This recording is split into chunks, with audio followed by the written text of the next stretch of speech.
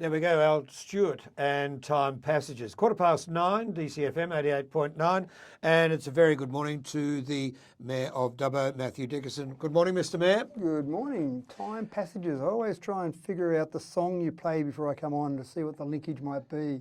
Not quite sure with that one. 2022 became a year of rebuilding, according to you, a year of rebuilding trust with council, rebuilding communication levels, rebuilding finances, rebuilding a team environment at council. All very good statements, but I have had two people say to me, the staff numbers at council are way over what we should have. We're 60 over what we should have. We've got a huge deficit within council. Do you believe we should have a review of staff numbers? Are you prepared to go to the CEO and recommend it? I won't go to the CEO and recommend that. Why not? We've already done a review. We do that Yes. every term of council. You do a review of the staff structure. I'm talking about staff numbers. Yeah, and so that's all about the staff structure. So we've done that review already. That's part of the process. In each term of council, according to the Act, we need to do a review of the staff structure. We've done that review. That's been resolved by council already. And that staff structure then is left to the CEO to manage that process, manage that structure that's been approved by councillors. So when it comes down to individual staff numbers, individual positions, councillors do not have the authority. The mayor nor councillors as a group have the authority to go to the CEO and say, we need 7 staff members here in this division. No, I understand that, but you have got the right to go to the CEO and say, can you look at this particular department? We think it's overstaffed. Well, that would be a process you would do in that staff structure review. Who does the staff structure review? Well, we've already done it. Councillors have already done that process, and we've reviewed that, and we've approved a staff structure, and then that's up to the CEO to manage his staff within that staff structure. I don't think at this stage it's necessary to go and review that. We've done it recently. We've got a lot of other things to do, and the staff structure at the moment is probably more about getting enough staff in. I'm interested to see that some people think there's 60 staff too many. I think we probably need more staff there because we seem to be getting busier and busier, and there are organisations who would like to see things happen quicker at council, including fixing roads, including DAs going through quicker. So that would involve more staff rather than less staff. But again, when you get down to those details of operation, that's where you have a good CEO to manage that process, and councillors need to make sure we're managing the policy. Okay, speaking of roads, and you knew that was coming up, Councillor Black is jumping up and down, and he got elected onto council saying, fix the roads. They're not being fixed, though, very quickly, are they?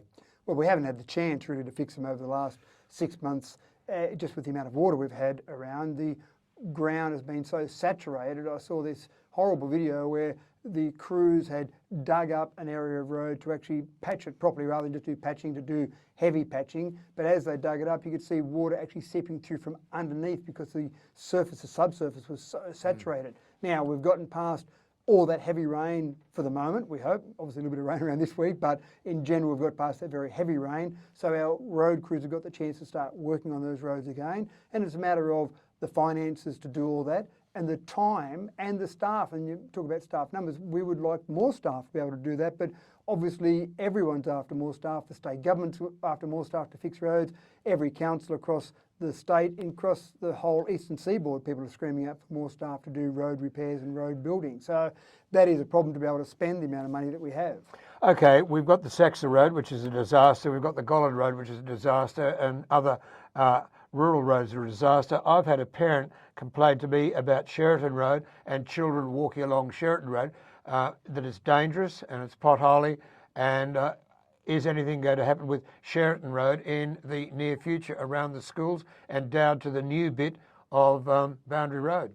So that obviously is an area that we're aware of, and it is certainly in a poor state of repair. So we're doing a couple of things there. We're actually working on some processes to take some new roads through that new industrial area that will be built in years to come. Normally that road will be built as a process of that industrial development. But what we're actually going to do is bring that road forward, and there's a few processes we're going through to deliver that, but bring those processes forward to deliver that road so we get that heavy traffic, the trucks, the various heavy vehicles that are going through there, get them off Sheraton Road, and then once we do that, we can actually do some repairs to Sheraton Road to make sure that they're not damaged or that road's not damaged again by the heavy infrastructure. So there's work to be done there, but these aren't short-term fixes, Richard. We're not going to fix those potholes today. There's still going to be problems. I understand that. Will we see it, happen this year, though? That's a good question. I don't know a time frame, sorry. I think we'll get some of that patching done this year, but in terms of some of that other heavier work, it's a multi-year project. Keep in mind, we've still got an advantage in the fact that there used to only be one way to take kids to schools up there, which was basically by the highway. But now we've opened up Boundary Road. That was a huge win for this council, where we opened up Boundary Road to be able to feed traffic into Sheraton Road. So at least traffic can come in from two directions now to that school area. Yep. But again, that then exposed that Sheraton Road wasn't of a good enough standard. No, it's terrible standard. It's awful. There's a lovely grass area in front of the Dubbo Jail, artificial grass. Mm-hmm. It looks better than the building that was there. When are we going to see action happen there? Yeah, that is a good one. It's a good one, isn't it? I finally asked you a good question. We've had a program there with that whole installation, which was got a fantastic plan for that installation, and everything was on track until when they were digging away for some of the cleaning out of that old car park, the old building. They uncovered some heritage foundations there from an old potentially jail wall that sits there under the ground. So of course, stop work on that.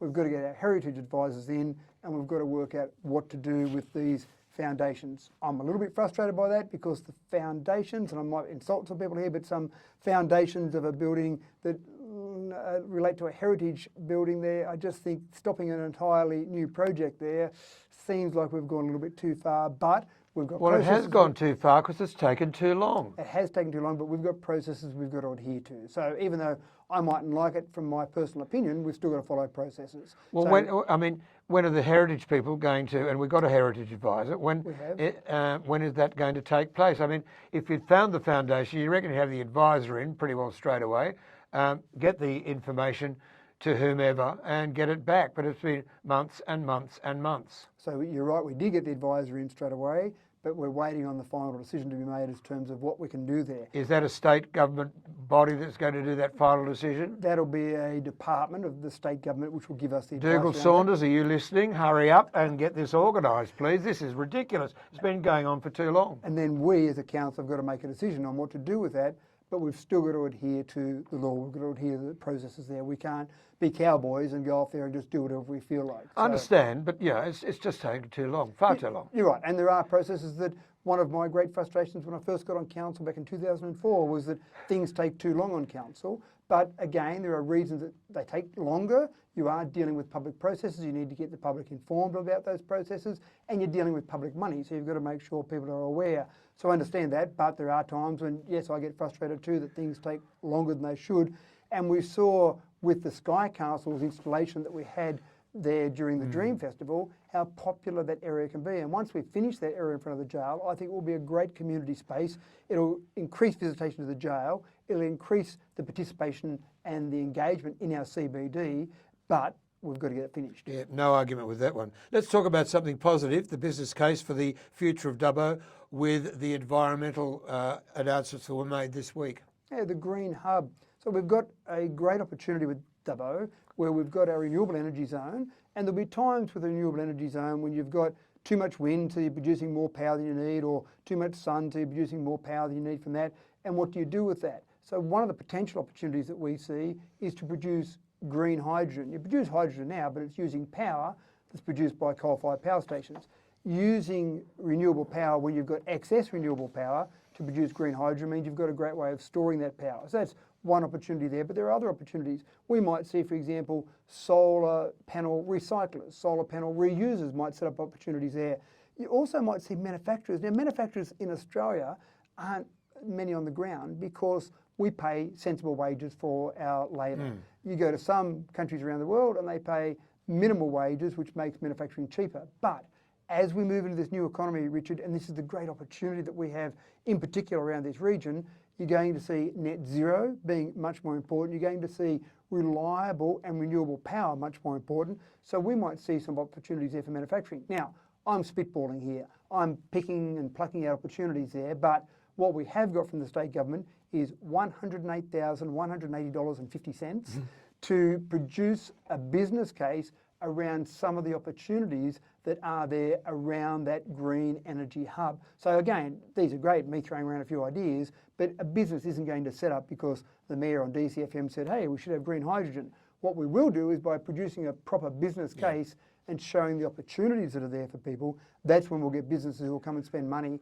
and actually set up. So we've got inquiries already, we've got people interested, but we want to go and do the business case. State government gave us the money to do that. Within 6 months, we'll have a document that shows some of the early opportunities there around that green energy hub. Excellent, a good way to sell, and a good way to sell Dubbo, and I'm looking forward to that, and I think it's a great opportunity for this city to move ahead in that area, as other inland cities aren't doing what we're doing at the moment, which is good news. Yeah, and one of the things I did say at the launch of that, Richard, is that when we talk about climate change or our changing climate or moving away from coal-fired power, some people jump up and down and say this is terrible, the world's going to come to an end, especially places that have coal as one of their main exports, various areas that have that as a potential reduction in their labour workforce, potential reduction in their income for their particular community.